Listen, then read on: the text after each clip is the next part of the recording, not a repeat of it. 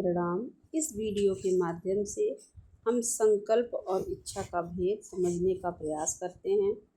तो इसमें हमारे बाबूजी महाराज लिखते हैं कि संकल्प और इच्छा का भेद समझाने के लिए मुझे इसे 3 भागों में बांटना पड़ेगा। शरीर के स्तर पर, मन के स्तर पर और अध्यात्म के स्तर पर। ये सभी इच्छाओं के प्रकार हैं।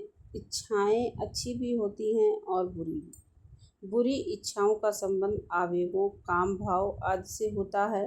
लालच आदि भी इसी श्रेणी में आते हैं। मन के स्तर पर जो इच्छाएं होती हैं उनमें आत्मोन्नति, आत्म विवर्धन, आत्मयोग्यता आदि का रहस्य छिपा रहता है। ये चीज़ें जब आध्यात्मिक स्तर पर पहुंच जाती हैं तब कर्तव्य का ध्यान आता है और फंदे से छूटने की चिंता लग जाती है। वृत्ति ईश्वर की ओर मुड़ जाती है। यह वही वृत्ति है जिसका संबंध कभी शरीर से था, लेकिन कर्तव्य भाव से शामिल हो जाने से इसे इच्छा कहना ठीक नहीं होगा। संकल्प का संबंध मन से है, क्योंकि मानसिक रूप से हम निरंतर लक्ष्य का स्मरण करते हुए क्रियाशील रहते हैं और ये क्रिया अंत तक जारी रहती है। हर बिंदु पर इसे नया जीवन मिलता जाता है। जिस हद तक ये शुद्ध और संदेह से रहित है, इसका प्रभाव उतना ही जल्दी और स्थायी होता है। उसकी क्षमता निरंतर बढ़ती जाती है। इसके कार्य महामाया नाम के सांसारिक क्षेत्र में भी प्रभावी होते हैं। बाद में ये विशुद्ध रूप में बदलकर हीरा हो जाता है। इस स्तर पर पहुँचे हुए आदमी के लिए किसी को भी आध्यात्मिक स्तर पर एक क्षेत्र से दूसरे क्षेत्र में पहुँचा देना पलक झपकाने के समान आसान होता है।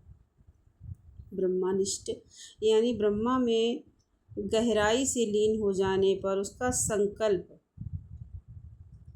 अमोघ हो जाता है, लेकिन इस सीमा तक विकसित हो चुके संकल्प का प्रयोग केवल ईश्वरीय कार्यों में सहायक होता है। यदि कोई व्यक्ति शंका जड़ से समाप्त कर देता है तो संकल्प अत्यधिक क्षमतावान हो जाता है। हालांकि पाश्चात्य दर्शन का आधार ही शंका है, लेकिन पौवार्थ दर्शन में इसकी कोई जगह नहीं है। वस्तुतः शंका पालन घर में चोर को जगह देने की तरह है।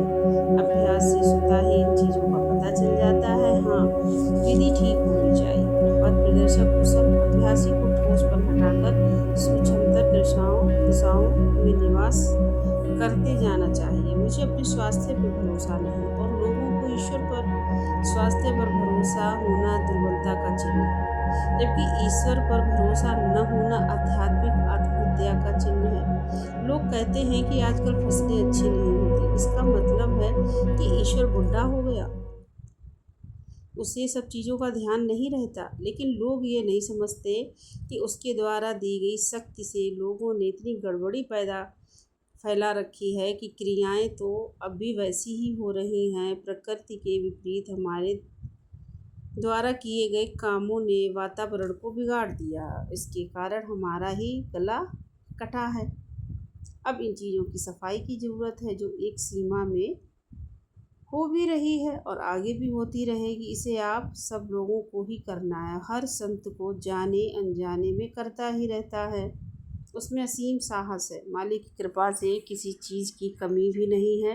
इसे करने से मुझे दूसरे सेकंड की ज़रूरत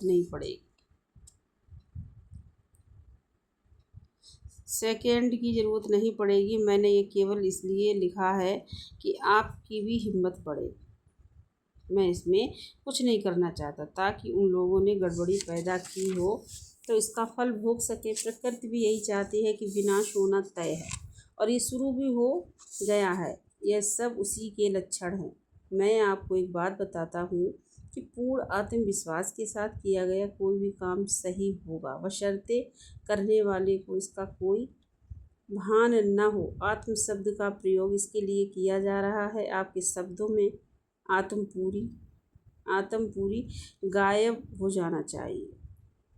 ये देखने में आया है कि सफाई सायंकालीन अभ्यास से लोगों को फ़ायदा नहीं हो रहा। इसका कारण यह है कि लोग इसे गलत ढंग से कर रहे हैं।